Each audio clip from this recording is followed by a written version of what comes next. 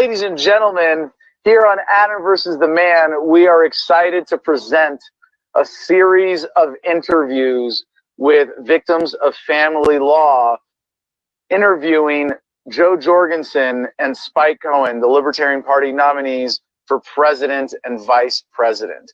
And today we are premiering a very special video featuring Spike Cohen and Chris Cole, who was the founder of Victims of Family Law for Kash, and Kash Jackson, former Libertarian gubernatorial candidate in Illinois, a great activist, Navy veteran, an incredibly powerful story as a victim of family law himself. And these two gentlemen interviewing Spike Cohen. This is an amazing interview. CJ, please roll the tape.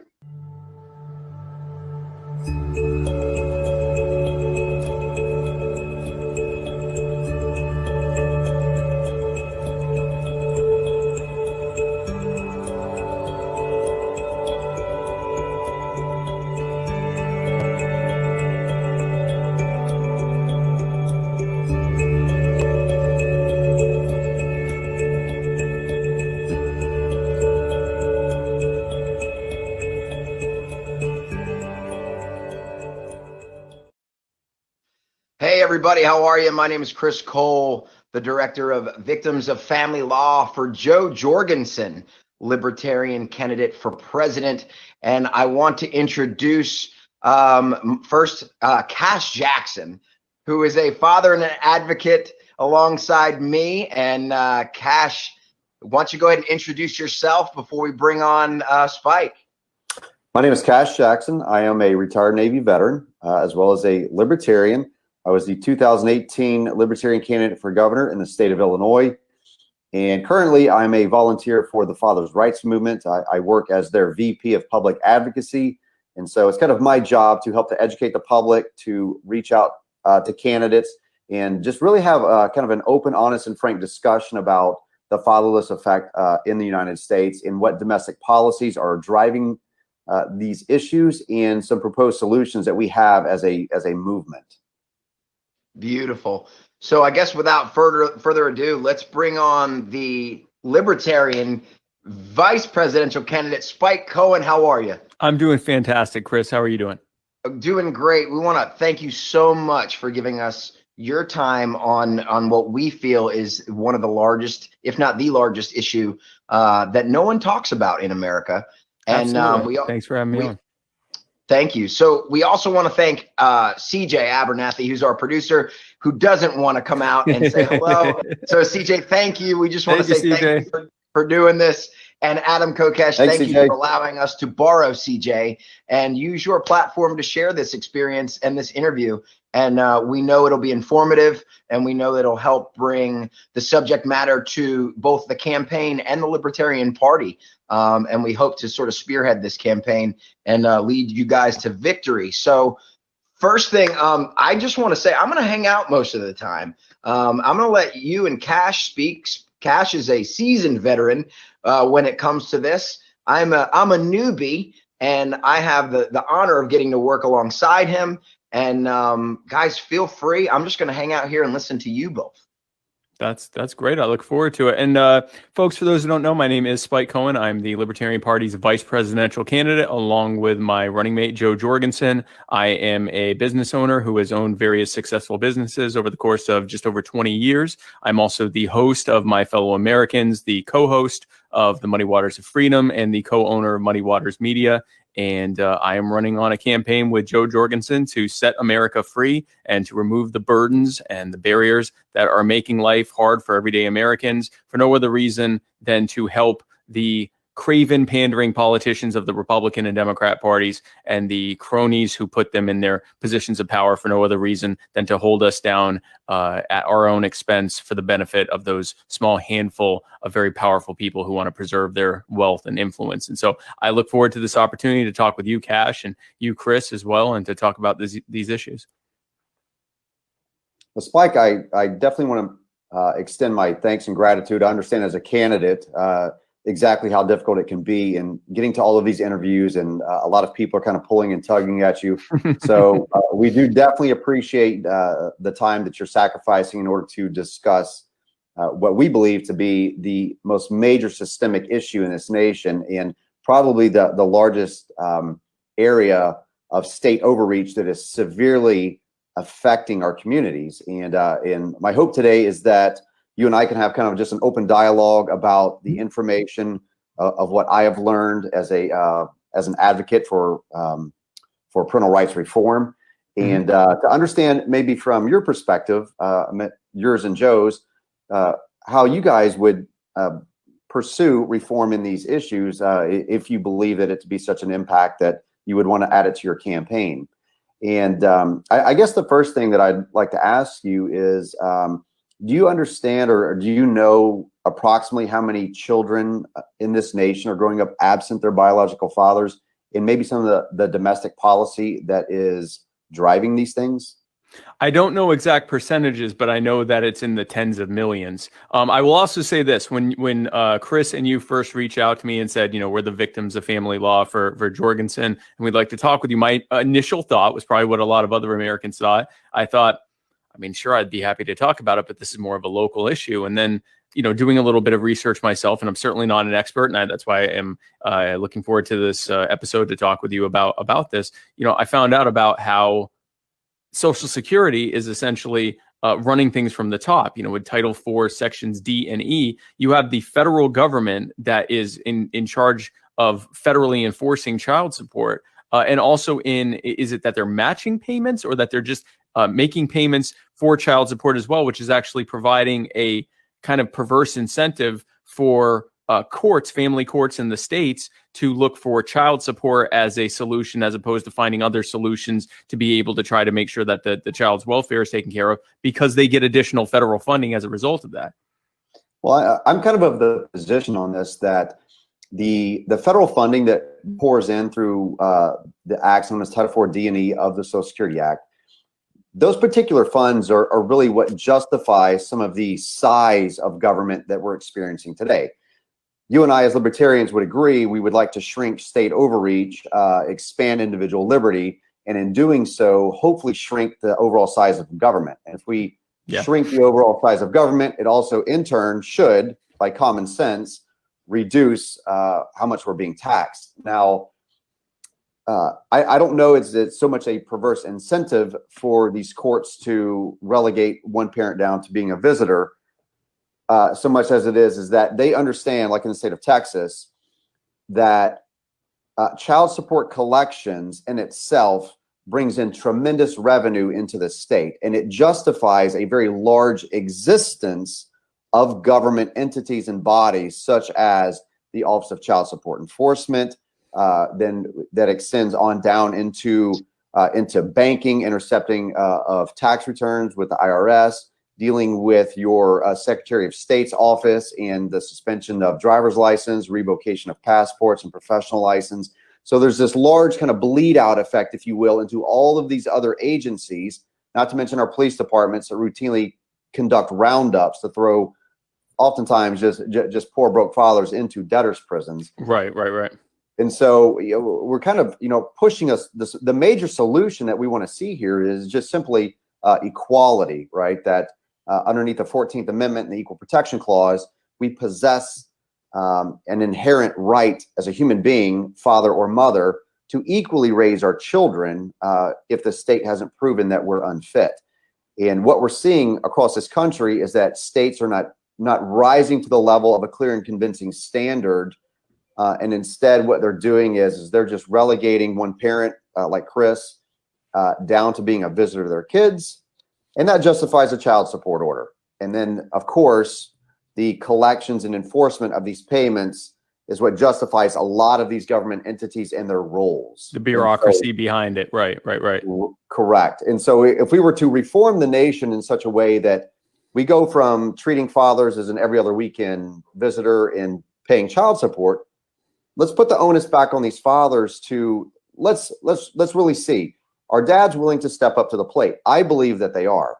I believe that men like Chris, given the opportunity, are going to jump in with both feet and they're going to become much more involved in rearing their children. Now, I want to just rattle off some numbers and just kind of let you, Spike, just kind of run with how you see government could be reformed if we address these issues, right?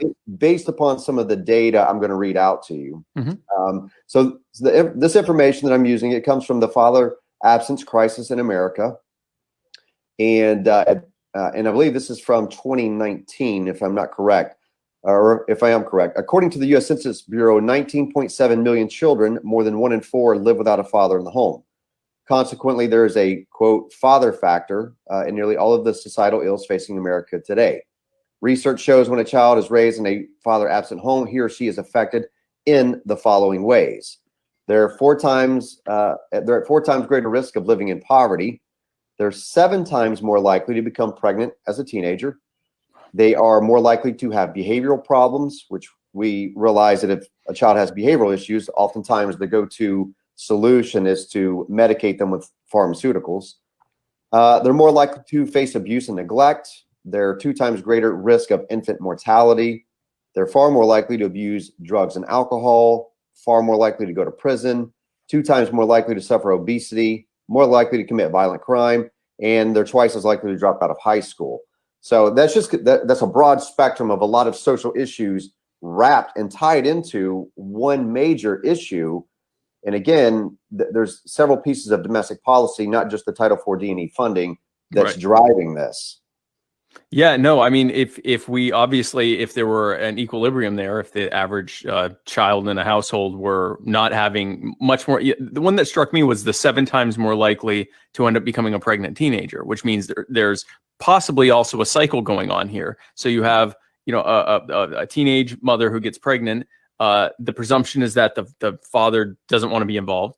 And so then the father is often, either put on child support or isn't involved. So now that child ends up, getting pregnant, and it's sort of this, ongoing structure. And that in and of itself, it's not a moral case saying, oh, well, it's bad if someone is a single parent. Although I would say a pregnant teenager often is probably an issue.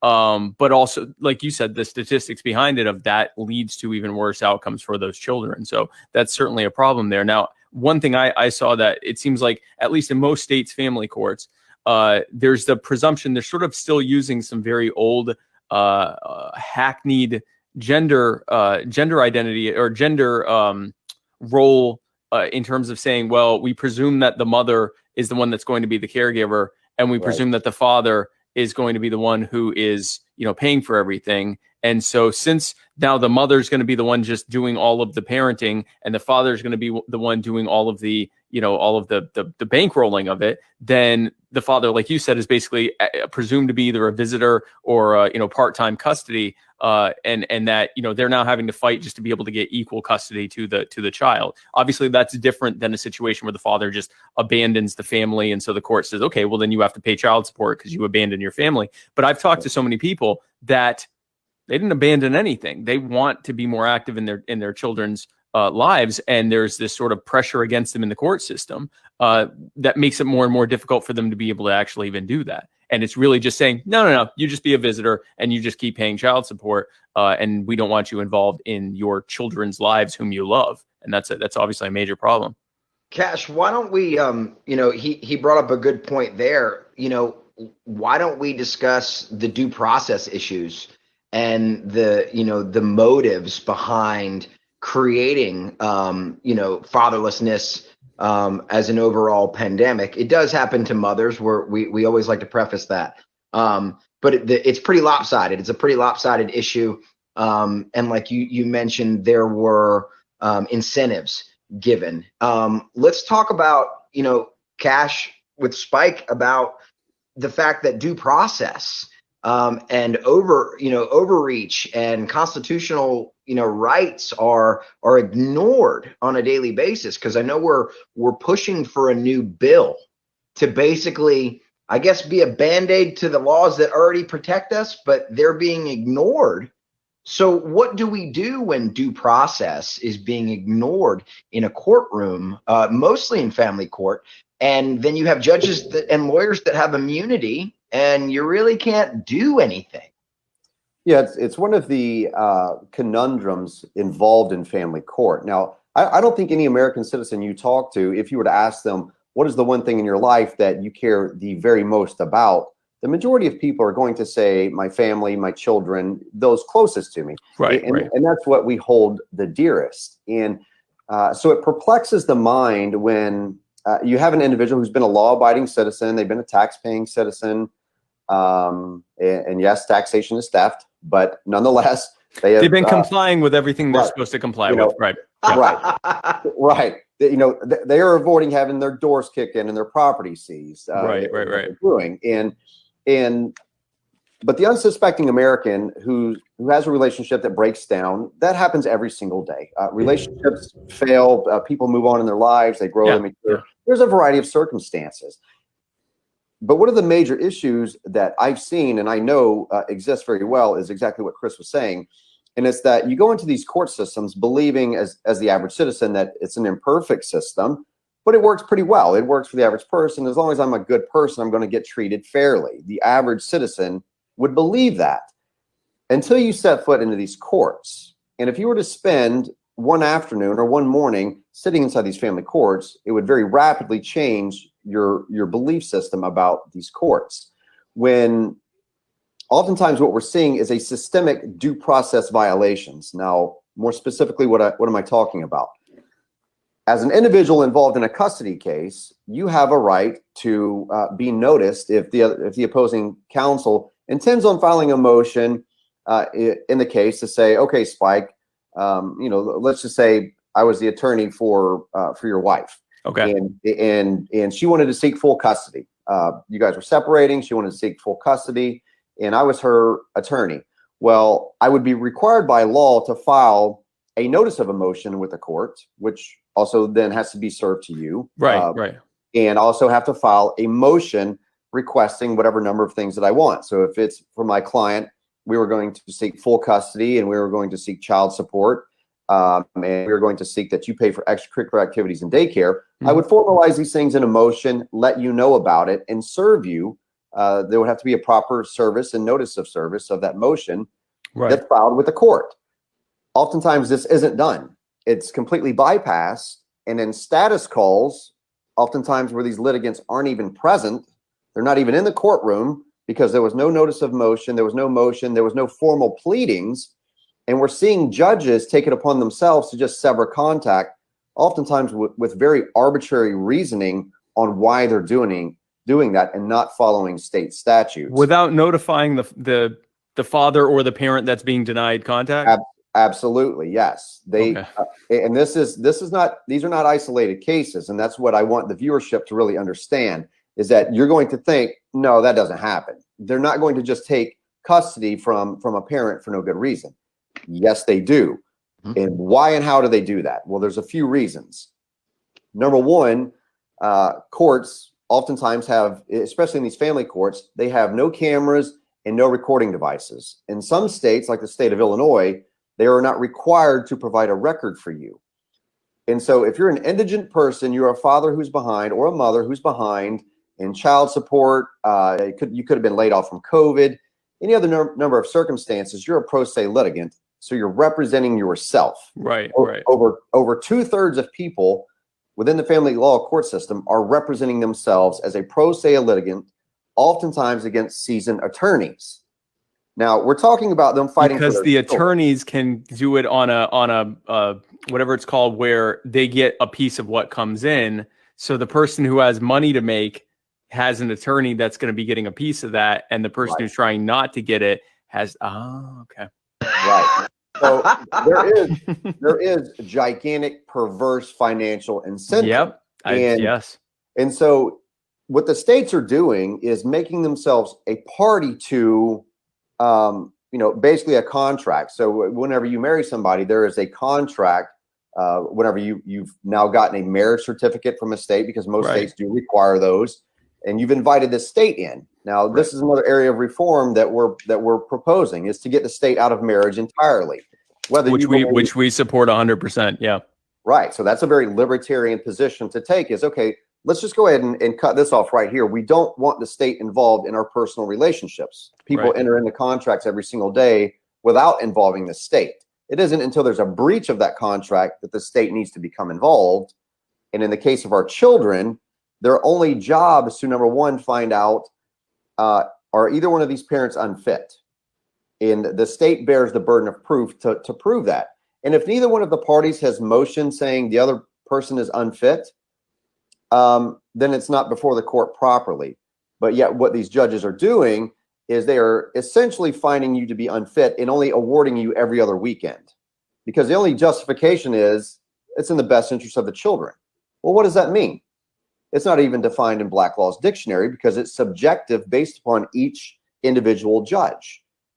And so with a phrase that's not even well defined, they can justify, Spike, taking your children. Right. They can do this. They can do this with no motion, no notice of motion. And if it's proven that they did this and they violated due process because of their absolute immunity that judges enjoy, it doesn't matter that they've broken the law. Even when they have broken the law in such a fashion and it's clear cut and the layman can see this and go, wait a second, you never served me. I didn't even know that this was happening, and you've taken my children from me. Well, what are they going to tell you? Spike, go get an attorney. Well, I can't afford one. I've been out of work for 4 months. And you just put me on a child support that I wasn't able to fight against. And they're probably going to backdate that child support. So you're going to start in the arrears. Oh, wow. Many fathers, especially those who experience paternity fraud, oftentimes are fathers that they may not even be the father. The mother might have written their name down on the birth certificate, because in most states, in order for them to apply for and receive like SNAP benefits, HUD, things to that effect, Medicaid, there has to be a father on their certificate. Yeah. Right. So even if I mean, that's how personally I was put on child support, was she filed for Medicaid and all those benefits. And then what happened was they, to anyone who's got any sort of sense, child support should be a secondary issue that can't be discussed until custody is worked out. Right. And for custody to be worked out, like Kash said, a father needs to be proven through due process that he's unfit. A lot of times you have false allegations that happen in family courts, criminal allegations, but they never go to criminal court. They're just assumed, and then fathers are removed or limited access or have supervised visitation. But you didn't tell me that I couldn't go be a stepdad or have more babies or play in an elementary schoolyard with kids. Right. But you'll keep me just from my kids. That's not logical. So I have a question before we go forward on this, because it's coming together for me on this. My one question is, and we'll talk about how qualified immunity is allowing all this to happen in the first place, or at least a lot of the lack of due process, because here's a clear violation of the Fifth Amendment, right? But thanks to qualified immunity, if that judge, who's a judge, tells another judge, again, another judge, Your Honor, I'm also a Your Honor, I think what I did was perfectly reasonable. They go, well, Your Honor, I dropped the charges. That's qualified immunity. And that's why one of many reasons we talk about it a lot with police officers, but judges, anyone in the government, CPS workers, when they do, medical kidnapping across state lines, government officials who, pass terrible laws that infringe upon the rights of the people. All these people are not held accountable, even though the Civil Rights Act of 1871 says they are indeed to be held accountable, because in the 1950s and 60s, the Supreme Court introduced the absolutely ridiculous doctrine of qualified immunity, saying that if anyone in the government thinks what they did was reasonable, they're not going to be held accountable. And we've suffered from that ever since. My question to you is this: what is the driving force or the vested interest that the judges have to treat the parent that they're trying to, or the father that they're trying to remove and put on child support? Why do they have this interest in denying them their due process and doing this in the first place? Why is it a systemic problem? Well, great question. So one is a systemic problem because there's no transparency. As I mentioned earlier, many of these courts don't have any recording devices. There's no video cameras. There's nothing. And so in order for you to access the appeals court, what do you need to get to the appeal? If the judge was entirely wrong, got it all wrong, you've got a formal written record, okay, in whatever motions or responses you might have filed earlier. Mm-hmm. But if you had a case, and we've seen many of these now, we're compiling a lot of data on these in Illinois right now. If you have a case where the person wasn't sent a motion or a notice of motion, and they severed contact in a status hearing, which is where they do this a lot. A status hearing is supposed to be just an update. What's the status of the case?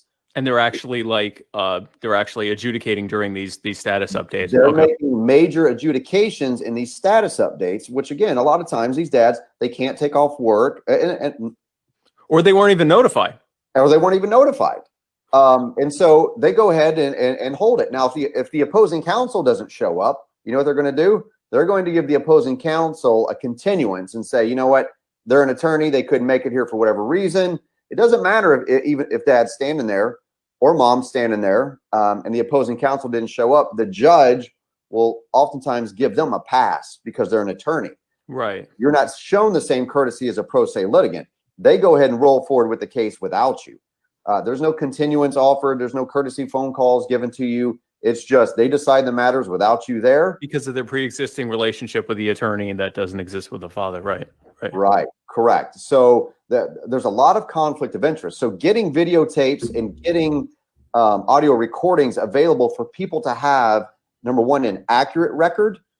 We have to get rid of this antiquated line of thinking that we need somebody there typing up everything that you're going to say. I mean, we've got the technology to capture just like what we're doing right now. Video and audio records, exactly. Yeah. And believe it or not, COVID kind of opened up a doorway, a pathway for transparency here. I'm dealing with a case here in Illinois, and they're viscerally attacking me because I am a whistleblower, and I've been working to get video and audio of cases in Illinois and disseminate that information across the internet. And they don't like that at all. But COVID opened up that possibility. They're holding court hearings. He'll be back. He's back. He's back. You're back. Yeah, you're back.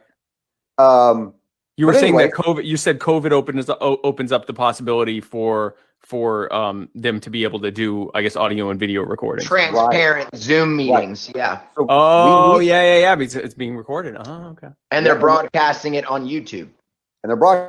Yeah. So, but one of the interesting things, Spike, that I saw here, and again, this is going to illustrate some of the extreme state overreach and the authority with which these judges believe that they possess. In Cook County, Illinois, even with COVID and them broadcasting via a YouTube channel, a judge issued an order saying that no person can legally record those court proceedings being broadcast over YouTube. Can't download them. It's being recorded on YouTube. Right. Exactly.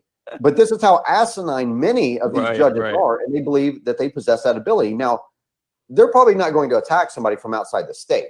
But if somebody who had a case in front of that judge or in that court, you can bet that they're going to come after them for criminal contempt and put them in jail for that. And underneath these contempt charges, judges have a great deal of power and authority to deprive you of your liberty, violate due process rights, because this goes through a civil court. It doesn't go through their criminal courts. It goes through civil courts where there's no right to an attorney. There's no right to a trial by jury.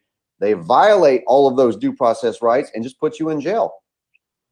So that, again, that I get the how and the how they're getting away with it, the system they've set up to be able to, through qualified immunity and through basically a lack of due process and just running roughshod over the party who isn't able to get an attorney because so if parent, and I hate doing father and mother, if the parent who's trying to get the children and the money, because they have a potential cash settlement that they're going to get, or a cash payment they're going to get, that attorney's going to represent them for free up front and get a piece of it each time it comes in and basically make passive income off of it. And then, so that's why they get an attorney. And the person who's just trying to not lose their money, if they're not willing to pay an attorney up front, there's no way for them to get ongoing payment for that attorney. And so if they can't afford it, then they're just representing themselves, which is why, like you said, what, 2/3, 3/4, are representing themselves. That makes sense. I guess the one thing I'm still trying to figure out, what is the motive that the judges have to do this to the father as opposed to the mother, or to not do it at all? Like, what is the motive? I'm assuming for it to not just be a handful of cases and to be a systemic problem, that there is an actual motive that the judge and the court has to do this. And I guess I'm still trying to piece together what that motive would be. Well, it's kind of a multi-layered theory there on why exactly they do it, because there's no legislation out there that's written that discriminates against men in these custody proceedings to say, okay, we're going to give women, because they're women, full custody primarily, and dads every other weekend. All that we really have to draw on why they're continuing that process is that it's something like we know with government, it takes a very long time for them to change their habits. And for a lot of these judges, they've been there in office for an extremely long time. Mm-hmm. As a matter of fact, I was lobbying here in the state of Arkansas in front of the Arkansas House Judiciary Committee, and we were proposing and trying to get passed out of committee a 50-50 equal shared parenting bill. There's a rebuttable presumption, not a mandatory ruling that a judge would have to make, but a rebuttable presumption. And some of the legislators that were on that committee, it was astounding to hear what they said. One himself was a retired judge. And basically his remark was that we were going to have to wait for the old judges to die off to change that mentality in order to change the policy. Because of their antiquated concepts of gender roles, that the mother is always the person who stays home with the child, and the father. A culture, yeah. Okay. Because judges possess the authority right now. They have the judicial discretion that they could literally, with every case that came before them, if they so wanted, they could go, okay, everybody's getting equal custody. I don't care what your job looks like, where you live.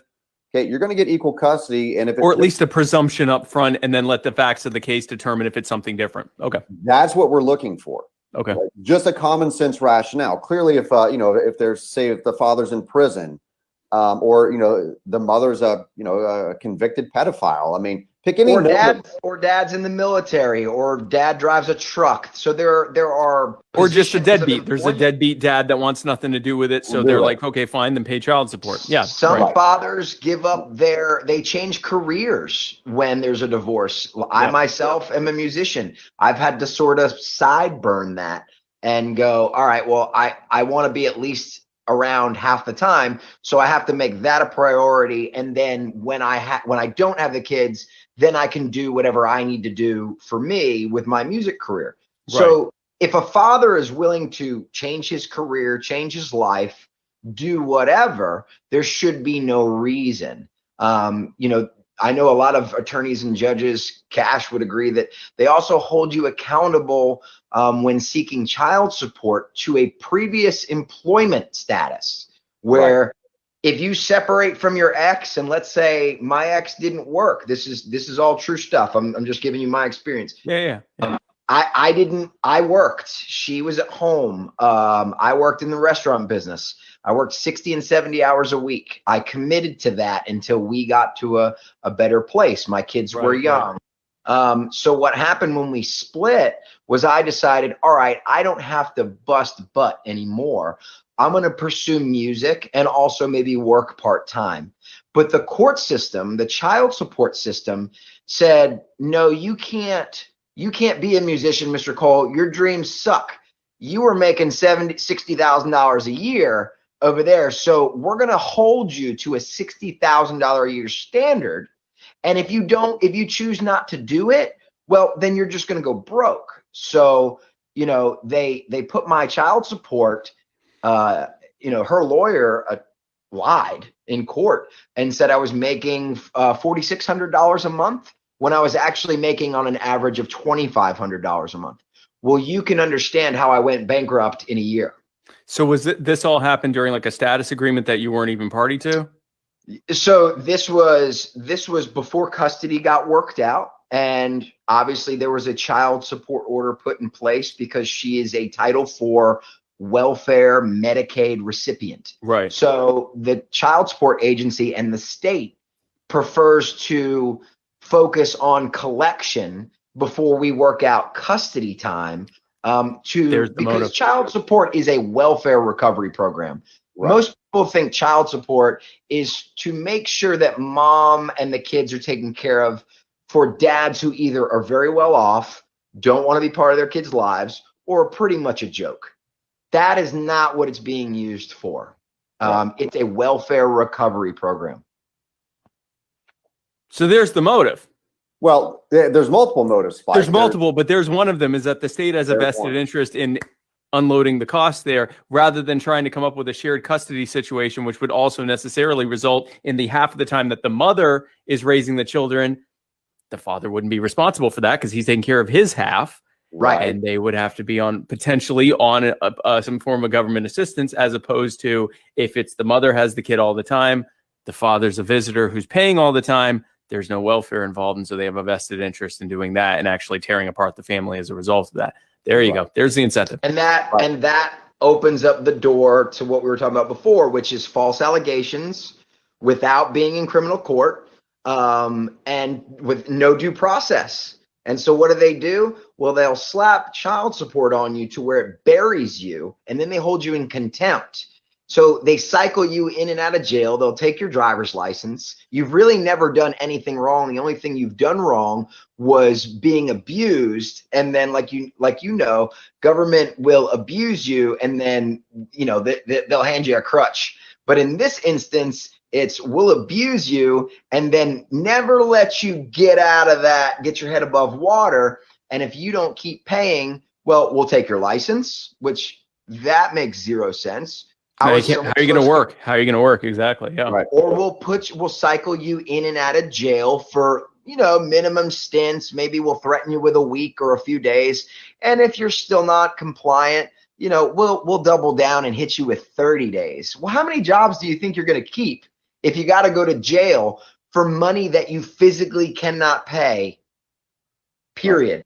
But they don't care about that, because if you're in the criminal justice system, they pay the child support while you are doing free prison labor for the benefit of for-profit prison labor contractors. So that helps them keep their quota that most states have, a minimum quota of the number of people that have to be in prison at any given time, which is why the recidivism rate is so high, because they want it to be. And so this is just this, along with the war on drugs and everything else they use to crowd their prisons, is another way that they're able to fulfill their prison labor, their chattel slavery contracts. Right. Yep. So Spike, if you take a few of those pieces now, you've kind of put in the three large pieces of domestic policy together, which is driving this fatherless epidemic. The number one precipitator here has been, while I don't have the numbers in front of me, it's going to be a close tie, I believe, between the war on drugs and family law. And the welfare state incentivizing single parenthood is going to fall, I think, slightly below those two. But when we take and assess an area like South Chicago, East St. Louis, we hear all of the time about the violent crime, the lack of education, the lack of just resources in these communities, the violent crime. It's just never ending. It's on and on and on. And Republicans and Democrats incessantly debate who's at fault here and who's driving, who's responsible for these issues. Mm-hmm. They're both responsible. We know this. They're both guilty of signing into legislation, all of these different pieces of domestic policy that has created this. When you removed fathers out of the home within the Black community through the war on drugs, you took a 40 or 50-year period where you systemically decimated fathers in the home. When you remove the fathers who in the 60s, 70s, 80s, and even through the 90s are protectors and providers, that's just historically what we have been in this nation. Right. Is that the male role has been to protect and provide for your family. And so when the father's gone and there's no protector and provider, that's when the state comes in with their nifty little welfare program and goes, well, we're here to save single mom and all of these innocent children while dad's sitting in prison. And who are the predominant perpetrators of violent crime? Well, they're young men, and especially within these communities, it is Black on Black crime. It is undisputed, but because that's who lives there. Yeah, who lives there. But if you were to venture into these poor white communities, like where I live here in Arkansas, very high poverty rate, very high unemployment rate, you find the same issues. Very high white on white crime. Yeah. Yeah. But it's much more like here, it's rural. And so it's much more spread out. Yeah. And it's not as concentrated. I mean, Cook County alone, where Chicago's at, it's over 6 million people there. Right. So we're surprised that we're seeing these types of numbers. And I'm sorry, I don't want to interrupt you. Go ahead. Okay, so there's another step to this that is outside of family law, but it's inside of the same cycle of what's happening here, particular with people that live in inner cities, particularly people of color that live in inner cities, and that's the planned deindustrialization of places where Black people live. And I can give you a little bit of a primer on that, and it feeds directly into what you're talking about. During World War II, they had to bring people into the cities because that's where the factories were to do the war effort. And so they brought white people and Black people in, which did not make anyone comfortable. They were not comfortable about all these people of different colors being brought into the same city. So what they did was they created permanent public housing for white people. And they created temporary, shoddy public housing for Black people with the desperate hope that when the war was over, they would send the Black people back down south and into the rural areas, and that they would go back home basically and not live in the cities. Once the war was over, that's not what happened. The rural areas and the southern states, they had bought up all that land for pennies on the dollar and used the Klan and other tactics to basically force Black people that had already been depopulated because of the war effort, force the rest of them out into the inner cities. Now they were permanently in the inner cities. And so what happened is they didn't want to be creating jobs for Black people. So what they did was they took the Black people and they put them in the permanent public housing, and they took the white people and they created the Federal Housing Act and the Federal Housing Fair Housing Administration, where they created suburban neighborhoods around the country just outside of the cities and created subsidized housing, but subsidized suburban single family housing. These were the first suburb. It's actually how suburbs started, was as a government program where they created subsidized housing. They would sell these homes to white families, and the law actually said they could only sell them and resell them to white families because that's how they got the Dixiecrat senators to go along with it, or it would have never passed. So they put the white people in the suburbs and gave them homes for $8,000, $9,000, the equivalent of like 80 or 90 grand today. Homes that now are worth like $600,000-$700,000, which is how white people were able to get 10 and 11 times the wealth of the average Black family, because they got an instant equity as soon as they got those homes that were subsidized and only allowed for them to get into.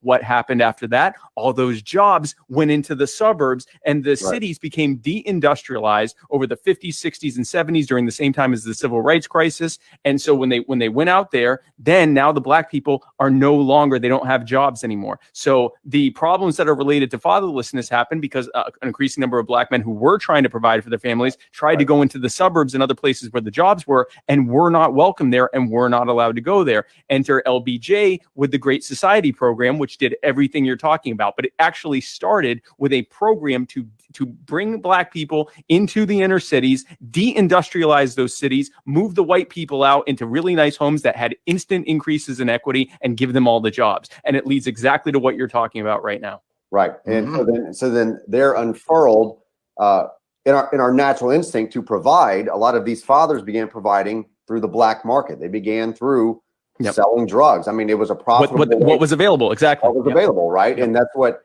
right, wrong, or indifferent, when you're forced into a predicament in which you have to provide for your family, the man's goal was, that's what we're built to do, to step out. We're going to do what we got to do to provide. Got to do what you have to do when there was nothing else available. They literally mandate, they by law, by federal and state laws, there are actually, so Levittown, New York, and most other suburban neighborhoods that were created up until like 1960. The contracts, the master deeds in those neighborhoods, in those communities to this day say this home can only be occupied by white people, or however it's exactly worded. Now it's not enforceable anymore, but it literally still says that on the deeds, that it can only be bought and resold and sold to white people. And so now there's an inertia, not just an inertia in terms of where people live, but an inertia of income and wealth, where unless you're a person in the inner city who is just incredibly talented and amazing and is able to jump several rungs above on the economic ladder, for all of the removed rungs for the barriers and burdens that the state has put in place and the government's put in place to make it harder for them to get out, unless they're some incredible entertainer or sports figure or just a brilliant genius business mind or something like that, they're almost destined to remain in that cycle because it was actually mandated for it to be that way. And so exactly what you're talking about right now feeds directly into that, because if you're a father and you're not able to provide, and you're now essentially a quote unquote deadbeat father, but the government comes in and says, well, I'll be your daddy, just be in a single home, and I'll give you the money, and this guy can go, live in jail for all we care. That's the system we have now, and it has led to the cycle of recidivism that we see all over the country, but especially in the inner city where they were mandated to be jobless and deindustrialized. Sorry, go ahead. Well, that's great. You can even go into another area of this, Spike, where this area of domestic policy is severely hurting our manufacturing and trades. A lot of fathers who are put in this predicament, what they will end up doing is, once they realize there's no hope for them in this court system, a lot of times they then leave and I don't want to say abandon their children, but they abandon the fight. They get so tired and fed up of getting drugged in and out of court. They can't afford an attorney. They're oftentimes having to pay their ex-wife's attorney costs, pay alimony, pay child support. So much so that with a lot of these businesses, they're having a hard time retaining good help because there are so many men in this nation that are dealing with this, that if they show up to a new job, that as soon as this new job reports to the federal government, hey, we have hired this employee here, and they have reported back to the federal government that you are now a tax-paying employee of their company, well, then in comes again that integration, and where the bleed out of the bureaucracy goes in, and they find out that this father, who may be behind on child support now. I want you to think about him. Okay, if he was in Michigan and he came out of the Michigan prison system and he has a felony on his record, about the best he can hope for is a minimum wage job. Okay, per federal law, they can garnish, if you're behind on child support, they can garnish up to 65% of your income. Now you take a father, who came out of a prison with a felony on his record, you suspended his driver's license. He might have been a truck driver, might have been a bricklayer, but now he can't do any of that. Right. He can't do his job, so he looks for the best work that he can find. He gets a job at McDonald's. Okay, McDonald's is hiring, and it's $8 an hour. They're now going to take 65% of his income after taxes. So then there's not a minimum amount that the father has to be able to keep to be able to live. It's like 65. If you're making $7.25 an hour, they will tell you get 2 jobs, you get 3 jobs, you get 4 jobs. You call your family, you take out credit cards, you take out loans, you do whatever you have to do to pay the purge. So you don't go back to jail. So you don't go back to jail. And so they're using jail, they're using debtors' prisons as a form of coercement into indentured servitude, where guys like Chris, now think about this. Think about how it destroys a man on the inside when he knows he can't pursue his dreams and his passions because the courts are making it so incredibly difficult on them to survive. They're not taking into account that this is common sense, Spike. If you've got a 2-income household, you've got a mom and a dad in the home, which is common in this nation. You have 2 incomes, exactly. Yeah. There's 2 incomes, okay? And I'll just ask you, Spike, do you believe that the average American family could afford 2 mortgages, 2 rents, all of the utilities combined to run 2 separate households? They can barely afford the one. The average American family is what 2 or 3 paychecks away from abject poverty, which we've discovered with these COVID lockdowns, where like people who consider themselves middle class are facing homelessness because they weren't able to work for like 3 weeks. Yeah. Right. So now, okay, so you've got it. There's no increase in income. Mom and dad are already working, but now there's a dissolution of the relationship. Now that family, that same family, has incurred another rent, mortgage, utilities, whatever, and possibly another vehicle. And they can't afford that. Now you take that predominantly father, 85% of all child support is paid by father. Because you've split up the household. You've split the household. You've had no increase in income, but now you're living off half of your money on a full new household. And so now, like in many cases, Illinois is one of the worst. California, there's several states that kind of lead with how bad their laws and their domestic policy is shaped. In the state of Illinois, at one time they had a chart like many states do, and they could take, say, 28%. If you had 2 children, 28% of your net income. But then they can also add on extracurricular activities. They can add on childcare. And when you start stacking those on top of the child support, now you're pushing this father into taking 40, 50, 60% of their income.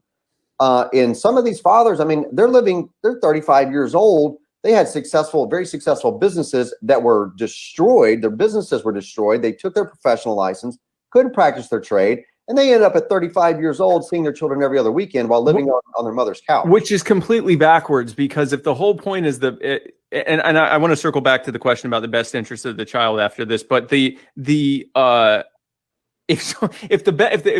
concept is the best interest of the child, the best interest of the child is that whatever combination of the two parents are generating as much income as possible so that the children have as much resources as they possibly do. So if you create a situation where you tell the guy, this is the amount you have to pay, even though it's unlivable, and if you don't do it, we're going to put you in prison, where the prison system is going to be paying them pennies on a dollar. And then when you get out, you're also going to be paying pennies on the dollar because you're not making nearly as much as you did back when you had a business or a profession, or you were a licensed whatever. And now you can't get a business license because you have a felony on your record.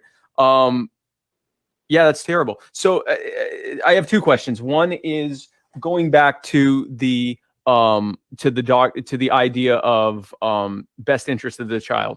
What I have learned in looking at case law, especially something as established with case law as family law, I assume, and maybe I'm wrong, is there like a for lack of a better word, a doctrine of the best interest or best interest of the child that judges will defer to? Or is it really just a truly arbitrarily thing where there's no real precedent considered on that? How does that work? Well, it really varies from state to state, and how the state statutes are shaped. In some states, they'll have like a 12-point plan of, okay, we're going to take and assess, the financial circumstances of both parents.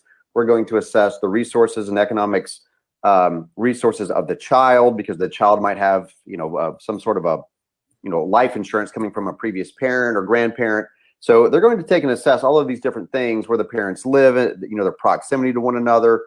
And the judge is then going to take all of that information and supposedly come to an equitable and fair decision that is, as they will say, in the best interest of the child.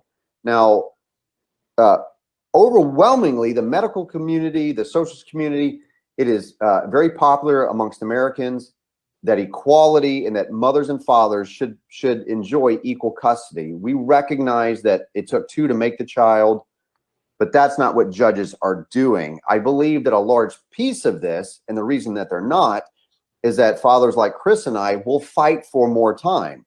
Well, when we fight for more time with our kids, and or the child support order is so extraordinarily high, these judges know you can't afford it. They know you're going to come back. They know that the opposing counsel will file rules to show cause to hold you in contempt, and that's more litigation. More litigation is more money. It's also more people being cycled in and out, again, of their debtors' prisons. In the case of a father thrown in jail who's behind on child support, they don't get a normal bond.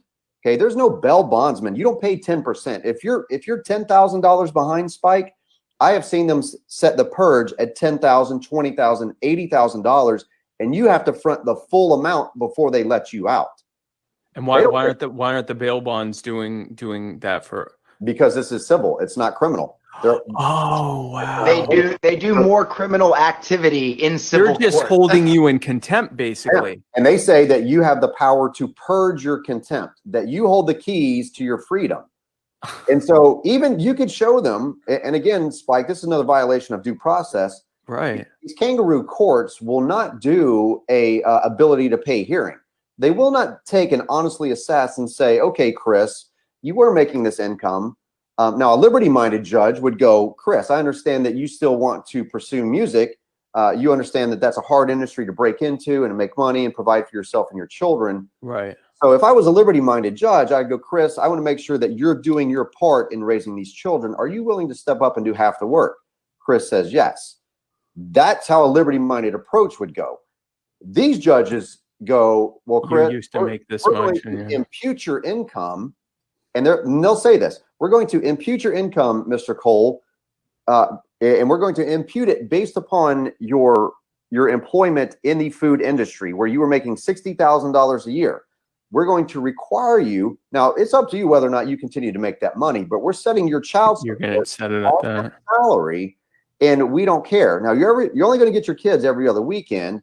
Now we're going to set a child support order that's so extraordinarily high, Mr. Cole cannot pursue his dreams. He can't pursue his ambitions. But if you gave Mr. Cole the opportunity to raise his children the way that he sees fit, and that's what he has a fundamental liberty interest to do, absent state interference. Okay, the state should just go, okay, Mr. Cole, you help make the kids, you get equal custody, no child support, mom pays her half, pursue your dreams, good luck. And then if they're not holding up their end of the bargain, then the state should. Then you can step in and Then the judge should come in and go, okay, well, wait a second, Mr. Cole, you said you were going to do equal custody, you're going to help raise them, and you've been on the road touring for 6 months and you haven't seen your children one time.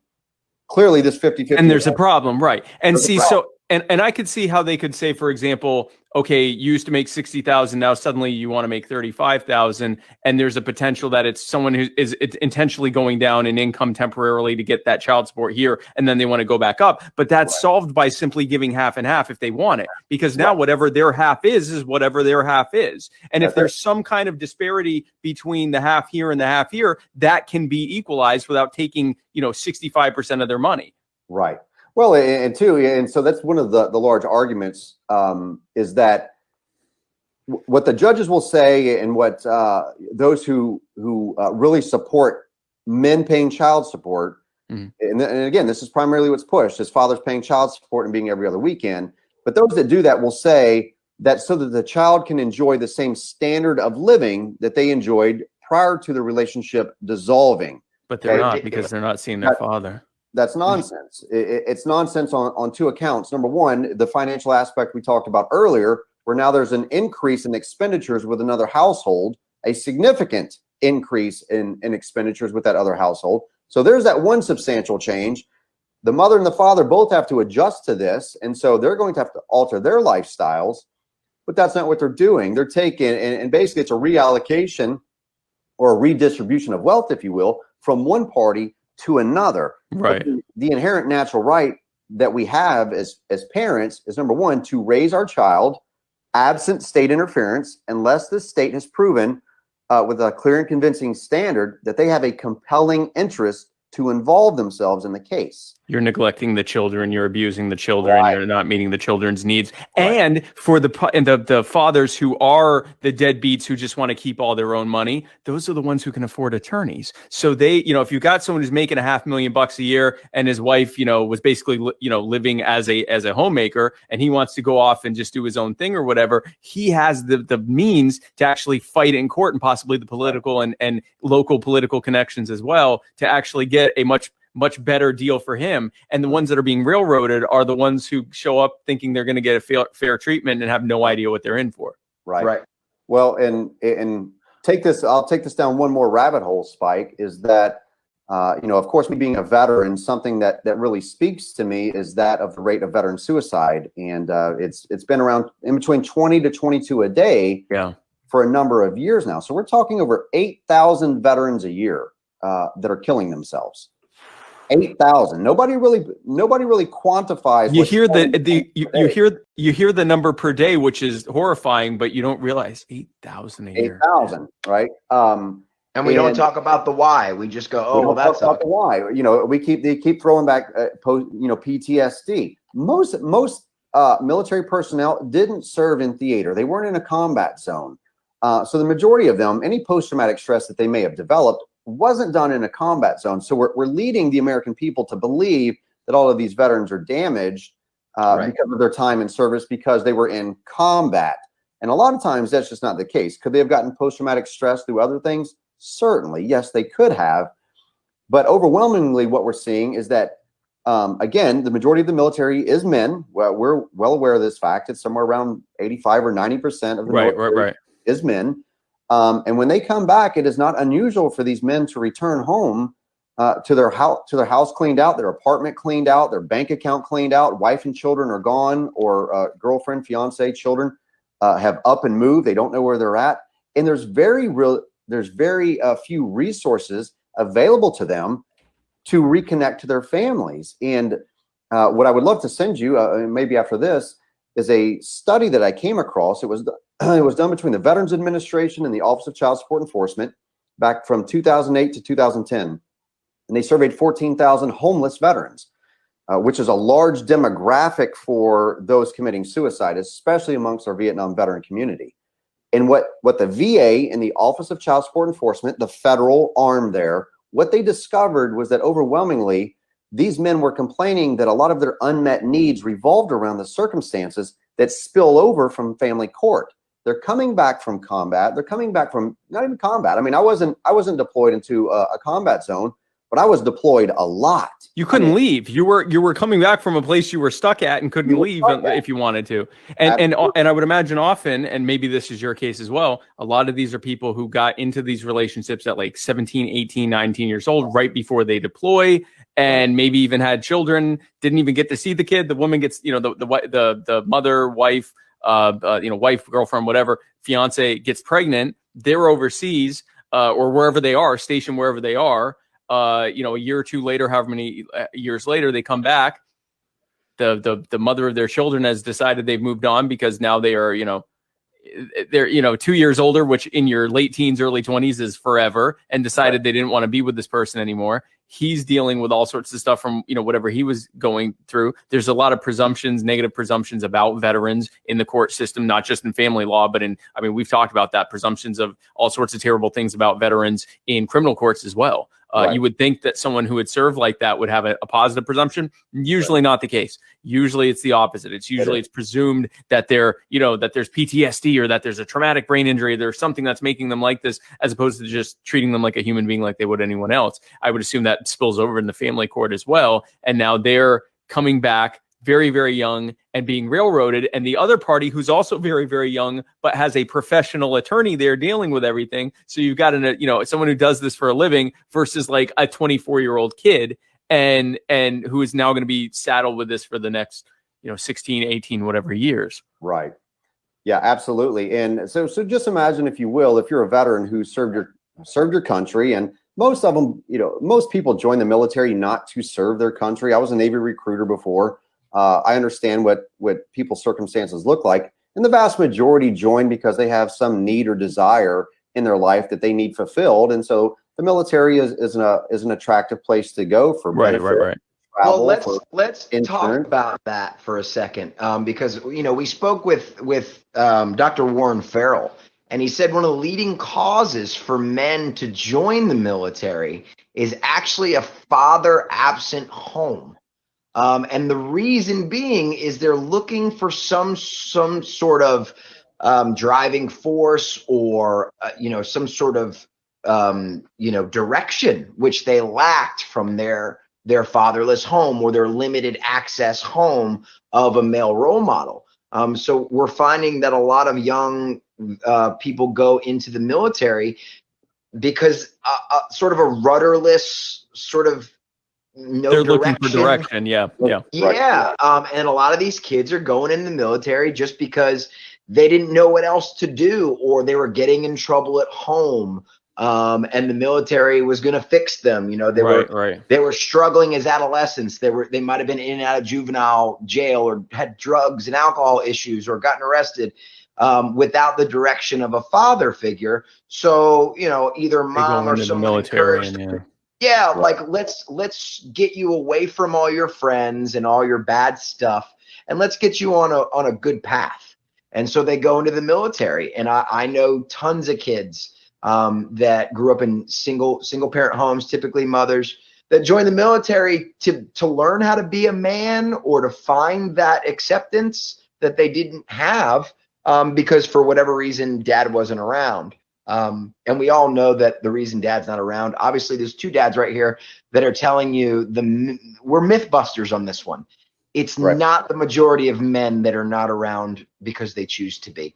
And a lot of times the ones that choose to be, they can't afford to stick around because you've pushed them so far away. Yep. Or their kids.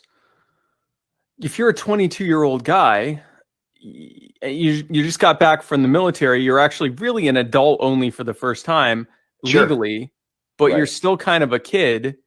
and you're wrapping your head around, and I'm not excusing being, a deadbeat father or whatever, but you're also a child, it's I say babies having babies. The difference is that the mother or whoever's trying to keep the child is, and there's a presumption that the mother would be the one to do it. They have a professional attorney helping them, and that professional attorney has an existing relationship with the judge, and this kid comes in and is completely railroaded and has no idea what to do. Let me ask you this, because I want to get into solutions and benefits here. So I have some ideas of what I think. Obviously, some of this is just state level stuff, but some of it is federal level stuff. So I would definitely want to talk about what we could do at the federal level. But I guess my question to you is, absent obviously just the true deadbeat who wants nothing to do with their kids, just, okay, I'm done with this woman, screw the kids too, I don't want to pay anything. Absent that, we're talking about what was a previously, if not sound home, at least a home where both parents loved the children and wanted what was best for them. And now, for whatever reason, they have broken up. And now, and let's say their incomes are roughly equal, or maybe let's say the mother makes a little bit less, the father makes a little bit more, but roughly, they're both having an income. What would, if you could snap your fingers and make family court or the family system work exactly how you want, what would that look like moving forward for both parents and for the kids? Well, I could speak on that, Cash, if you don't mind, because that is my situation exactly. Okay. Two parents that were tried to keep it together, but both of us really just needed to work on ourselves and go our separate ways. Right. I made a little bit more money because when she was working, she made decent money. I made a little bit more money, but we both made enough money to support separate homes and split costs, like mutual costs outside of the home. So if there was insurance that was needed, well, I could pay a slight percentage more, maybe $50 or $100 more. You could work out that math. It's pretty easy. We took math. But in that situation, in my case, immediately what happened, and I hope I'm on the right track with your question, but or explaining how that worked. But when we split up, she immediately, before we could even discuss custody, filed for benefits, which then made her file for child support to receive those benefits. Because they require you to do that before you can get on any kind of benefits. Okay. Right. And then I can tell you from my experience, and I am not special other than I'm talking with Kash Jackson and Spike Cohen right now, which is pretty damn special. This is an honor. This is really nice. So I'm going to remember this, and my kids are going to be able to see this one day. So this is cool. But, so I come back and, she leaves. We were in Nashville. She left. Chris, give him your concrete solution, man. Give Spike just sure. What would be ideal for you right now? How would you have preferred it to work out Immediately we just sat down and looked at, all right, what is the maximum amount of time that each of us want? Because at the end of the day, each parent has to make a decision based on their jobs, based on what direction they plan on going. Of course. So we work it out. And if I was okay to be the provider and father in the relationship, in the household, then theoretically, without anything having happened, without false allegations post relationship, then I should be able to decide, as well as she, to say, all right, well, we're starting at 50-50 because obviously we're two equal parents, right.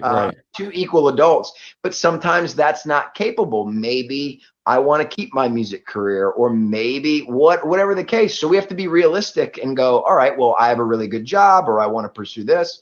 But if someone like myself was to say, I'm willing to put certain things aside, I will commit to a week on, week off, and if there's any discrepancies in our schedules, we should be able to work those out amongst ourselves. So basically a protection right of no less than presumable rebuttable is what they like to do in this new bill that they're introducing. 50-50, it's basic math of division. You don't want to have to go, well, you know, well, mom did most of the work and dad, you worked most of the time. So we're just going to keep it that way. So basically, an option that might sound better. And again, this is more of how the state would define it more so than the federal government mandating this, I would think. But basically, so a preferable system would be you and your wife, girlfriend, I don't remember what you said, split up. And yeah, we weren't married. Okay, so you and the mother of your children split up, and you go into some kind of an arbitration where you come up with an actual, like, an agreement of how things are going to move forward, and with some kind of wiggle room so that if you need to work out particulars different times, you can do so. If someone actually just straight up violates their end, then that's something that could be adjudicated and actually taken to court. But that you allow the parents to actually just work it out between themselves, which saves them money, which does not more of the money. Because, for example, I know that a sizable portion of child support goes to the state. It doesn't go to the children. Right off the bat, your post-tax income, you could say, okay, if mine is this much more than yours, I can help level it off a little bit. And because the child support system isn't involved, you could just straight up give that to them. And that the courts would only have to get, and they'd get all of it instead of 60-something% of it or whatever it is that they get out of it. And as a result, if there were a violation of that, then it could go to court and a judge could step in or whatever. But up until then, you would just have some kind of an arbitrated thing between the two of you. Right. Okay. Well, and that works well with two parents that are willing to cooperate after. Well, let me address that really quick. So, Spike, one of the largest detractors that the naysayers have about, say, 50-50 custody is an increase in conflict. Well, due to more interactions between the parents. So we're talking about, number one, a minority of the cases of a high conflict case, but there's so many different methodologies that could be utilized here to reduce the conflict. The conflict ensues when you give one parent more power, where they can basically use the children to coerce and inflict emotional. As a bargaining chip, right? Bargaining chip, right? And we've seen plenty of cases where, parents, held a child and said, well, I'll let you see your child if you pay me this child support under the table. I mean, it's just, there's a lot of room there for right to be used improperly. And so we want to eliminate and or mitigate that to the greatest extent. So make it a rebuttable presumption of 50-50. Again, it's rebuttable, not mandatory. Right. With facts and evidence, then the judge could have a written finding where now we can get rid of this best interest of the child and judicial discretion, make the judge put into writing why they didn't award equal custody. It doesn't take it that much longer for these judges to type that up and say, well, Mr. Jackson's still in the military and he's deploying frequently. This model would work better for them at this juncture where he gets significant summertime and leave time to come and see his children. But if at a point in time when he retires from the military or exits military service, then he can bring it right back to the table and we can look at 50-50. So get 50-50 as a national standard. And there's a lot of different, 7 on, 7 off, 3 on, 4 off, 4 on, 3 off, whatever. Right. Whatever works best for that family. Yeah. Make child support one flat national rate. The USDA already uses guidelines to establish the rough estimate what it costs to raise a child. And they use that for paying money out to foster parents, which that's the Title IV side of things, is underneath the DCFS and foster care side. That's a separate pot of money that goes over there through Title IV. But nonetheless, if child support was kind of a flat standard there, and as you kind of said earlier, if some support was warranted, and say if it was 50-50 and dad made a lot more than mom, the most libertarian approach would be, well, mom, you're no longer together. Dad is not required to offset any your cost of living. You're no longer together. It's your responsibility. That's the most libertarian approach. But I think the most palatable approach for people would be if mom is struggling and she's in poverty, or vice versa. But if they're struggling and there's a huge income disparity, well, then maybe for a short period of time for that, if it was a stay-at-home mother, to get some education and training under her belt to where she can have a little bit better paying job and be more self-sustaining, and then eliminate the child support, say after 2 years. Or maybe it's not even child support, it's just helping mom to get a formal education. And they can do that through alimony and not child support. Yeah, and that's what I was going to say. Some of that would also be an alimony situation more so than the actual child support. Yeah, because I would say the best interest of the child, and this is going even outside of the concept of what government should be doing, just from an ethical standpoint, best interest of the child would not be that they have a parent that is, basically they can live lavishly, but then when they go to the other parent, they're living in abject poverty because the other parent didn't have marketable skills. So I would think, and not even necessarily as a forced wealth redistribution thing from the state, but just as a nature of the fact that we're wanting the children to have some level of equilibrium there would be where they're not facing abject poverty and possible homelessness over here for, 3 days out of the week or every other week or whatever. And then the other week they're, living in a mansion with helicopters or whatever. I'm giving very extreme examples. Yeah, those are definitely in the, small minority. The majority of people, they're kind of equally yoked. The vast kind of, they come from middle class backgrounds and in that situation I just described, that let's say it's the father who's super wealthy, is able to use the court system to his own good and ends up probably screwing the mother in that case because he has the connections and the money and everything else. So the very people that they're trying to, stick it to and make sure that they say they're sticking it to are actually the ones that are able to leverage the system the best. Let me get into what I would think are the best federal options here in terms of what could be done, especially from a libertarian perspective. Number one, I think that there's no reason for the federal government to be getting involved in enforcement of child support or anything else. That fully falls within the states. All 50 states have full faith and credit between each other. If there is someone that's a fugitive from justice from one state to the other, there's an extradition process. At best, maybe the U.S. Marshals would be involved in collecting someone if needed, but there's not going to be an actual need for a federal enforcement agency for that. And then the next thing, and it's something I lean on a lot, and it's because people don't realize how big it is, ending qualified immunity. If these judges were held to a standard that if they demonstrably violated the constitutional rights, which in this case due process, the Fifth Amendment is going to be a big one, they can get in trouble. They can be held liable, and the court system will be rooting out, just as we talk about. Little side note here, it's not family law related, but it is related to qualified immunity.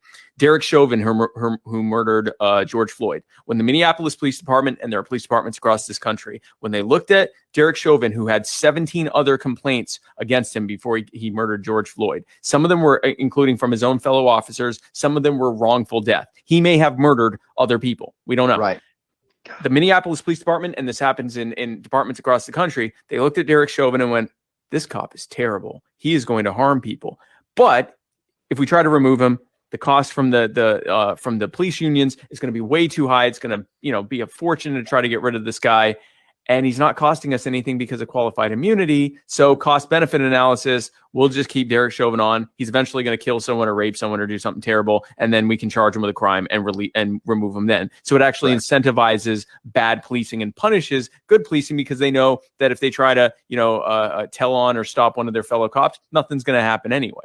So applying that to this, when you have an abusive judge, the people above that judge, the people that are making the decisions of staffing and so forth for judges have a vested interest in removing them. Now, let me ask you: these are usually appointed judges, not elected, right? Many are appointed, and then it just depends on the state. Some of them are not.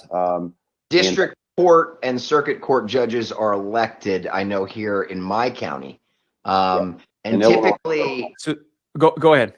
Typically, most judges, from what I'm told from speaking with attorneys, is the attorneys know more about the family law than the judge, because the judge is a criminal court judge who they kind of just cycle through, and on their Wednesday they come in and they do family court, and so they're on a rotation where they do family court, and they're being taught the rules by the only attorney in the room. That's what attorneys have told me, that a lot of the judges are not versed in family law, although they do know, they have a routine that they go the basics. Yeah. But for the most part, the attorneys are driving the judge's decision. For the most part, the judge doesn't want to be there for two people, he said, she said, and basically it's an attorney free for all.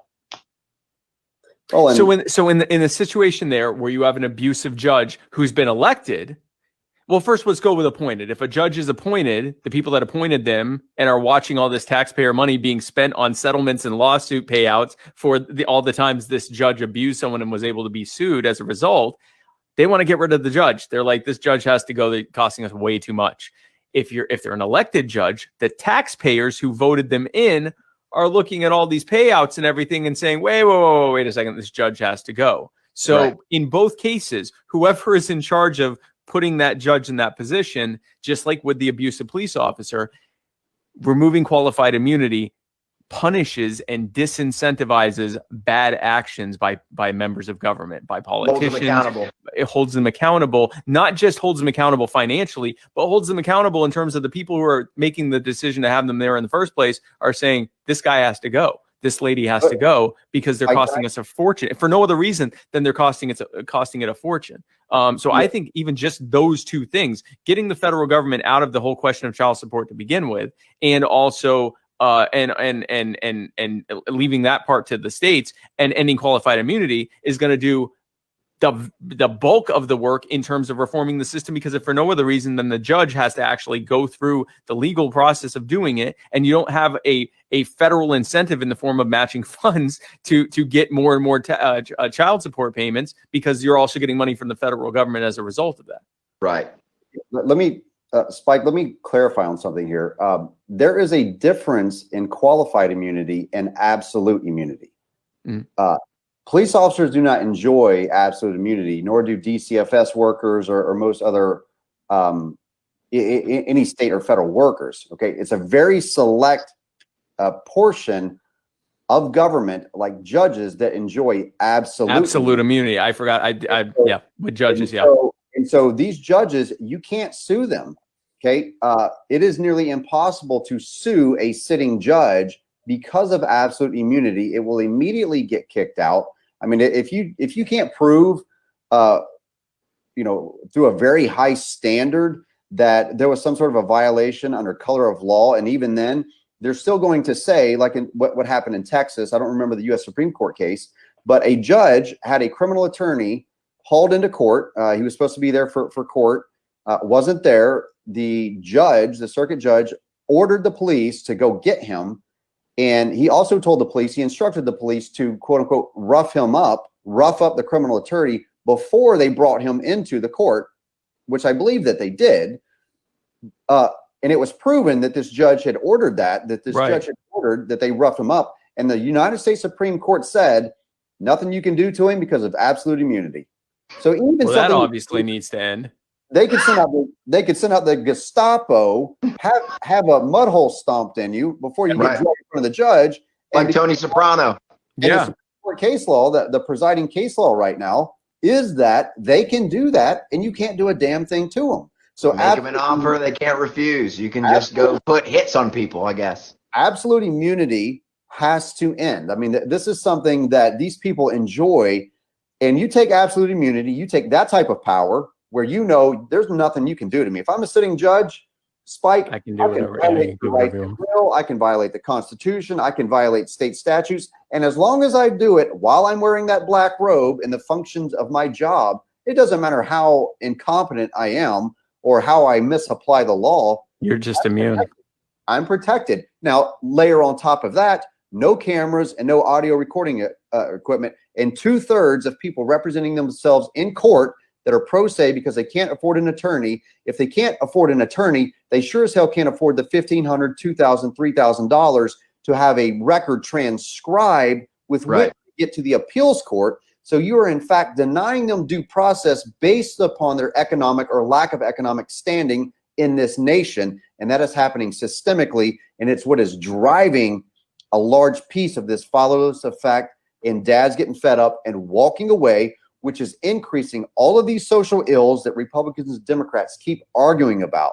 So we have to have the accountability, but we also have to understand that we're saying the right things, that these people have absolute immunity. We need to end that in its entirety, and we have to hold them accountable through 100% transparency. I think broadcasting all of these cases, if it's a public hearing, it should be broadcast on public YouTube. Hearing. If it's public, it should be public. Yeah.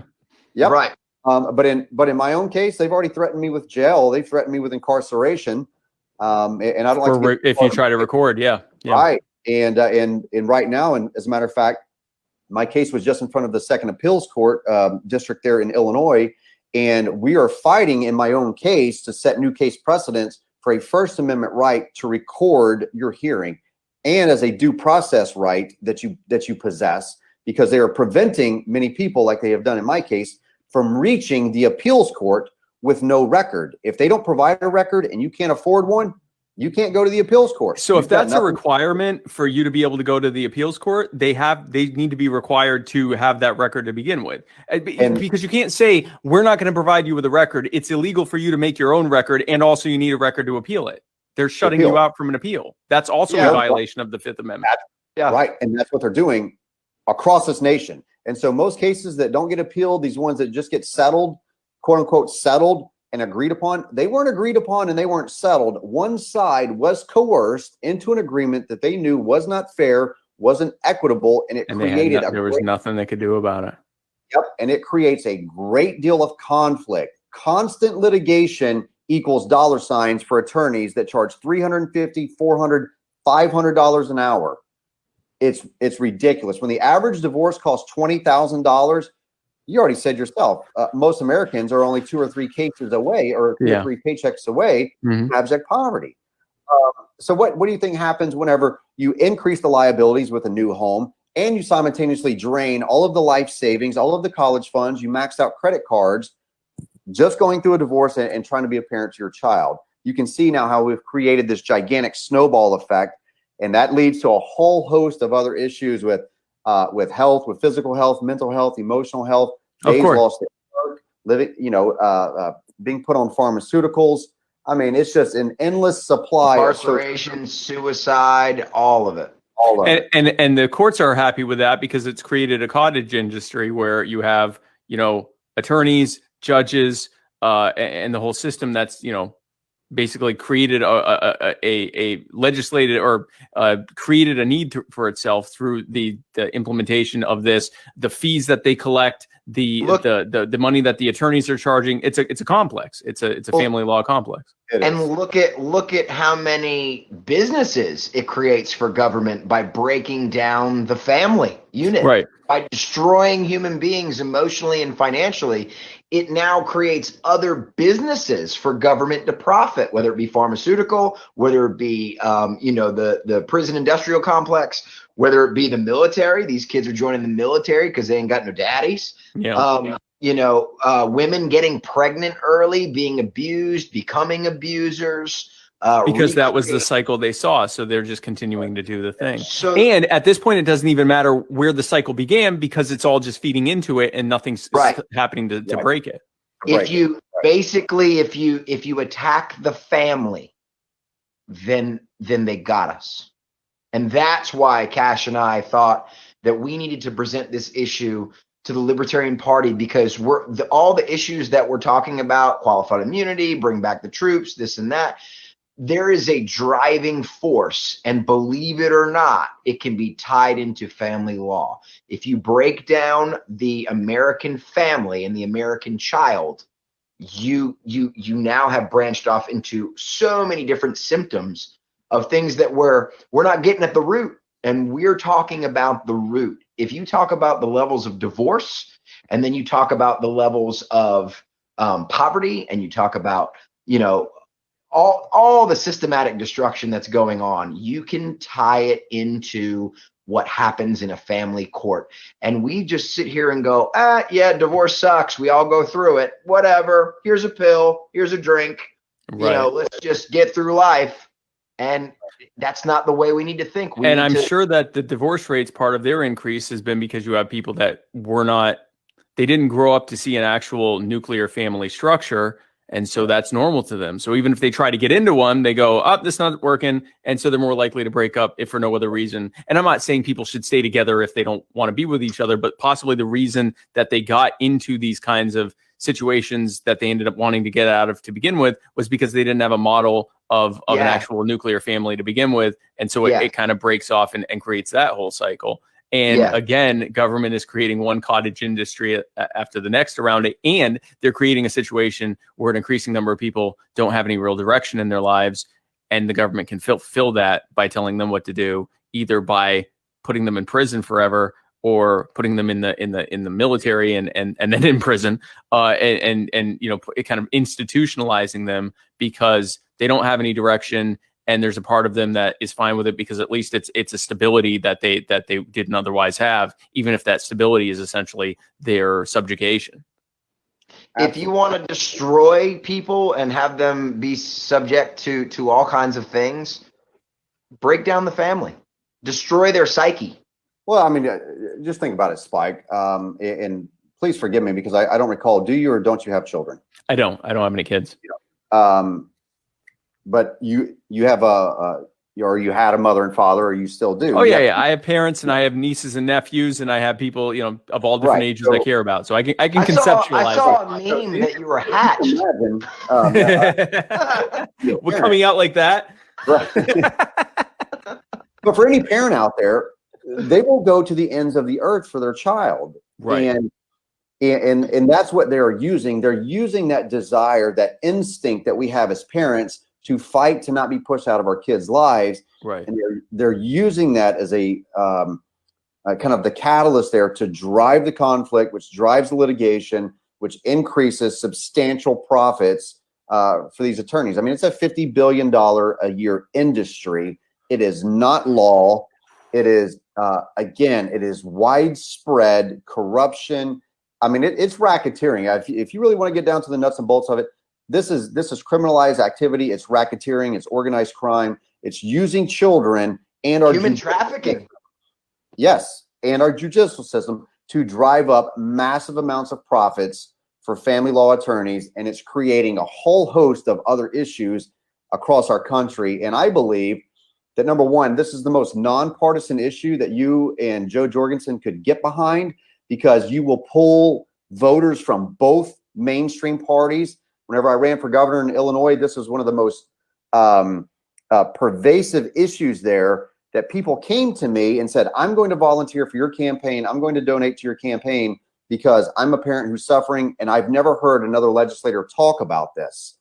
And you will pull voters from both sides. If you guys drive a solid message on this, I believe that this stands to help to grow the Libertarian Party to a significant degree.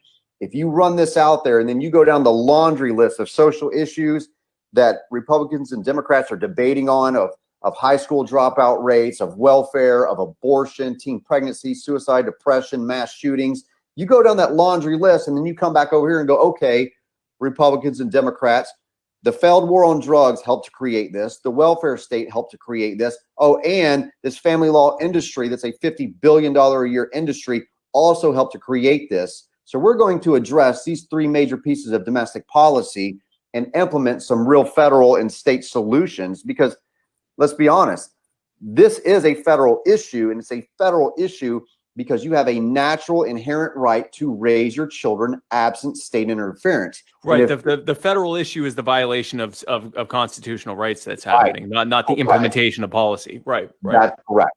Correct. Yeah. And so, I mean, it's a very strong libertarian message, and it's one that's very palatable to people if put in the correct context of, we're not here to talk about just angry moms and dads who are disenfranchised because, well, they didn't get their way in court.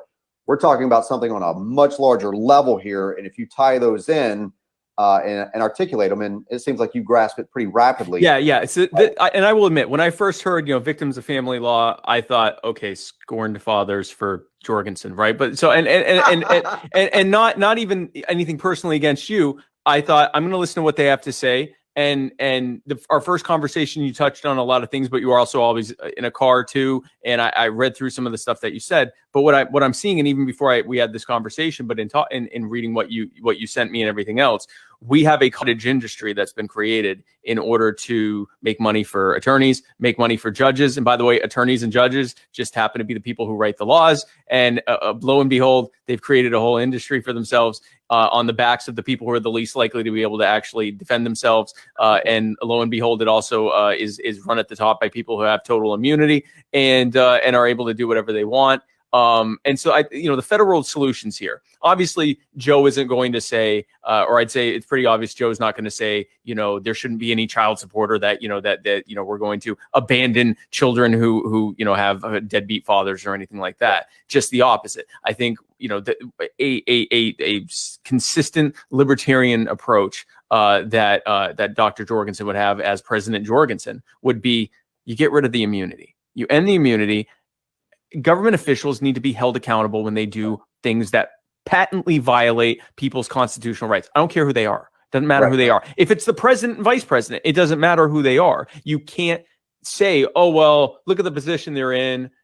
They're going to have to just not be held accountable. No. That's the first person that needs to be held accountable. Right. I mean, I'd rather 20 people who are just on the streets violating people's rights get away with it than to have a judge sitting there doing it every single day. I mean, I don't want to see those 20 people able to get away with it either. But if you look at the scale of who could do more, it's those judges that are able to do that, and the politicians and everyone else. You got to get rid of the immunity. You have to apply due process, right? So you have to say that, for example, in the cases that you've given, you can't say that someone can't appeal something unless they have a record, but then not have them not make it impossible for them to have an actual record because they don't keep the record and you're not allowed to keep it. I also think that there's a major, and I believe this is a federal issue, and it feeds into what you're talking about. There's absolutely no justification for courts to say that people cannot record themselves in court. That is easily First Amendment territory. This is not secret courts. This is not a tribunal. You are not a suspected terrorist, and even if you were, you still deserve.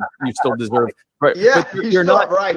You still have rights, but there's not even any pretext justification for telling someone who's in court you can't record it. There's no safety violation. There's no health concern. There is absolutely zero justification whatsoever to tell someone that they cannot record their own proceeding in court. None at all. Doesn't matter. Because even in many cases, the identities of the jurors and in this case there aren't jurors, but even in the case of like a criminal court, the jurors' identities are kept private during the time of the trial, but they're kept public. They're kept public, or they're made public once it's over. Okay, great. So then you either have the courts provide it where the jurors aren't shown, or absent that, you tell the people that are, the defendants being charged, you can record this. Don't you dare, show the jurors. But the best way around that, if you're going to say you can't record it because we don't want you to see the jurors, okay, then have cameras in the courts. And in family law, there are no jurors. So just let them record it, because they have every right to do that. So I think that makes no sense. So I think just those things alone would be incredible solutions to be able to actually reform the system in a major way, and more importantly, shine light at the state level exactly what's happening. Because a lot of this stuff does have to happen at the state level. But if you remove the immunity and you shine light on it, then it puts the people in the state, it incentivizes them to get rid of the abusive judges and to look at the entire system and go, oh, this is a problem. This isn't just deadbeat dads and poor single moms. This is like an actual systemic problem. And then they can face it. And then that way, whatever ends up resulting, as decided by those communities and states, will be something fairer and more equitable, something that isn't harming the fathers with the least means, and is actually anything that it's doing to the ones who are actually able to try to, who have the means to try to abuse the system, the fathers or the larger income parents that are able to have the means to abuse the system. Now you can focus it on them, as opposed to the poor hapless veteran that just got home from Afghanistan or from North Dakota, for that matter, and is being railroaded through a court system. You remove that. In the same way, and we talk about this over and over and over again, and I do have to go soon, but we talk about this over and over and over again, whether it is police, whether it is politicians, whether it is the crony businesses that are protected by the alphabet soup agencies that do nothing but basically cover their costs, externalize their costs through taxpayers, and then indemnify them against any prosecution or any lawsuits, and then issue them some stupid slap on the wrist fine that's nothing. Same thing over and over again. These bad centrally planned decisions give immunity to the people that are doing the most harm, both in the private and public sector. They centralize the authority in a handful of people to allow them to impose themselves on everyone else and create a cottage industry for themselves at the expense of literally everyone else being exposed to this situation. And it appears that family court, surprise, surprise, is no different than any of these other situations. So simply ending the immunity, holding them accountable, allowing for due process, including in the form of it being recorded so that people can appeal, and a light is being shined. I think those things are very powerful ways to actually be able to reform this and start the process of making it where this is a good system that is not, railroading families and fathers and mothers for that matter. Where do you feel before, and I know you got to go, so we got a few more minutes. I just wanted to, close out and just ask before we go, as far as the federal funding incentive, how would you handle Title IV D&E, where obviously its intent was somehow sold to us that it was good, right, yet it's become a catalyst for states to put profit over parenting? What would we do with those particular two things? I would have to defer to Joe on that. My personal opinion, and I have a feeling this is Joe's as well, because we kind of are of this shared mind when it comes to federal authority. There's nothing in the Constitution that says that there should be a situation where the government is getting involved in the parental affairs. That is easily something that within the 10th Amendment would easily be covered, is best left to the states and the people, because it is not explicitly given as a power of government. Unless you use the incredible twisting of terms like Congress and welfare, or commerce and welfare, that so many Supreme Courts have used to justify all sorts of terrible infringing laws and legislation, which I'm sure is what was used to justify this, if anything. But I think that what you are looking at is just a situation where the government shouldn't even be involved in that. That right. The federal government should not be even involved in a question of what is essentially a private concern between two parents. At the very least, it's a state concern. And so, again, like I said, the only time that a federal government would be involved is if you had someone that was like a fugitive from justice from one state to the other. And, the U.S. Marshals had to get involved to deal with the free, to enforce the free, the full faith and credit between the states. That would be an extreme situation, because in the vast majority of child support cases, it's not like the father is the Harrison Ford in The Fugitive. It's like, same thing. Like it's in the vast majority of cases, it's some guy that's like, screw this, I'm moving to South Dakota from North Dakota, or moving from West Virginia to West Virginia from Virginia. They're going to be easily found. It's really not something the federal government's even going to need to get involved in. But I would say in the case of Title IV, I don't see any constitutional justification for the government to be involved in that in the first place. And its involvement it incentivizes cash rewards over coming up with a family-based solution, because they don't get federal money for family-based solutions. They get money for cash rewards in the form of child support. Right. Kash, we're gonna close out in the next few minutes. But I want you to be able to speak and say whatever you want to share with us, with the viewers, with Spike, before we go. And I hope maybe we can do this again as we sort of introduce this more to Spike and Joe, and maybe we can jump on at least another interview before November and sort of come about maybe talking about policy and how we'd actually wind up changing things. I think that it would be good, and I think hopefully we can schedule Joe on here as well at some point. I think that would be really good. Joe will be joining us July 27th. Perfect interview. That's going to be you're going to love that. I mean, you talk about someone who is able to break down things. I think I'm pretty good at breaking down things. Jo Jorgensen is a senior lecturer. Here's a woman who is able to break down incredibly complex ideas in a way that connect with everyday Americans, which is why, incidentally, we want to get Jo on that debate stage. Because if we get her on that debate stage, all of the nonsense about, a third party is a waste of a vote and everything else, when the emperor is shown to have no clothes, when Jo Jorgensen is standing between Donald Trump and Joe Biden, two men who can barely form a coherent sentence between the two of them, two people who are emblematic and synonymous with everything at both the political level and the crony level of every problem that we are facing with the Republicans and Democrats, with their exclusive control of every lever of power in government for over 160 years. Here are the two people that you couldn't find two better people to personify everything that's wrong with the government. And so I can hear myself now. Anyway, whatever. But so here you have a situation where you have those two, and in between them is Jo Jorgensen, someone who can break down point by point and case by case how Joe Biden, Donald Trump, and their parties have created the problems we face now. Libertarian, common sense, policies and solutions are the way forward to be able to solve the problems that they've created for us, that the Republicans and Democrats have created for us. When that happens and people see how clear it is that not only is third party not a wasted vote, but it would be a waste of a vote to continue voting for these two schmucks over Joe, I think we walk away with it. And of course, that's before you put me in between Mike Pence and Kamala Harris. I get to ask Mike Pence, do you still think the government should electrocute gay people? And I get to ask Kamala Harris about, hey, remember that time when you when a judge ordered you to release exculpatory evidence in a capital murder case and you tried not to illegally? Remember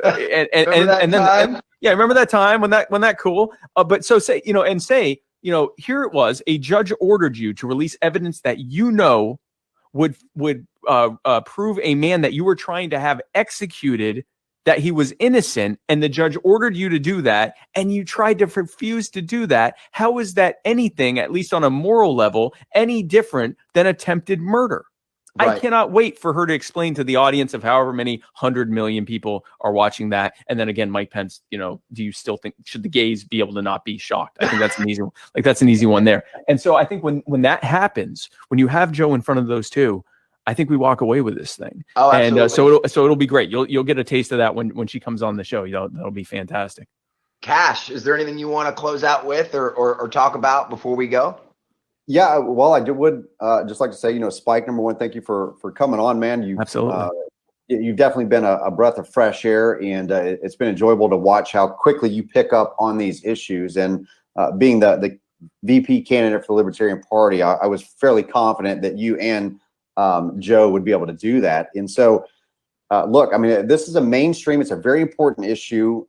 You're going to pull a lot of voters the more that you two talk about it. And I know that it probably doesn't seem that pervasive of an issue. But when you talk about 20 million American children growing up absent their biological father, right. 20 million, there is nothing that and growing. And there is no issue that we are discussing in this country right now, not the economy, not racism. There is nothing that will pull people to you and to this party as soon as you start discussing their children and matters of the heart. When you hit those, you start talking about their family and the real feel, what's happening to them in their daily single lives.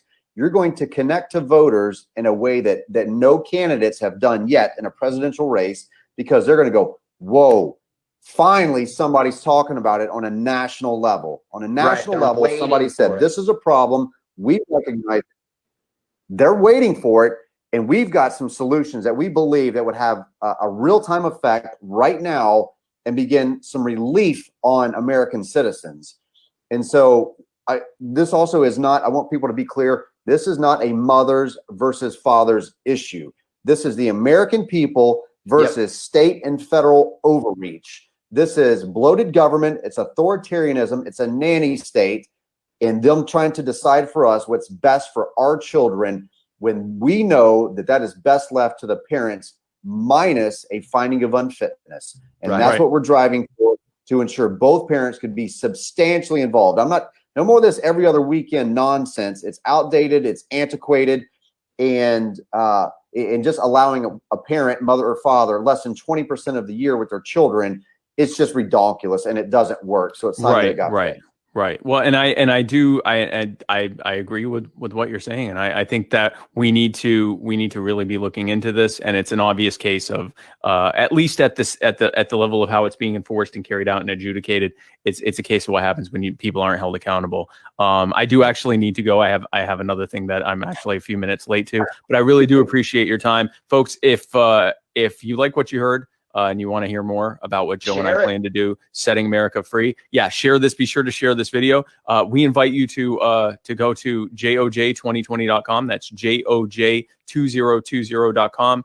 And we would love to hear more from you. Be sure to share us, follow our social media, join our Facebook groups, and we would love to have you join our team. We wish to seek to set America free so that we can live freer and happier and healthier lives. And the future for our children, which is what we've been talking about here, will be brighter than we could have ever imagined before. That's what we're fighting for every day. And with your vote in November and your support, that's exactly what we will do starting in the White House. And I do appreciate your time. And I appreciate both of your times, Chris and Cash, and CJ, who doesn't want to be seen. I appreciate you as well. Thank you for your time. And I do have to tune out. But thank you again, gentlemen. I greatly appreciate it.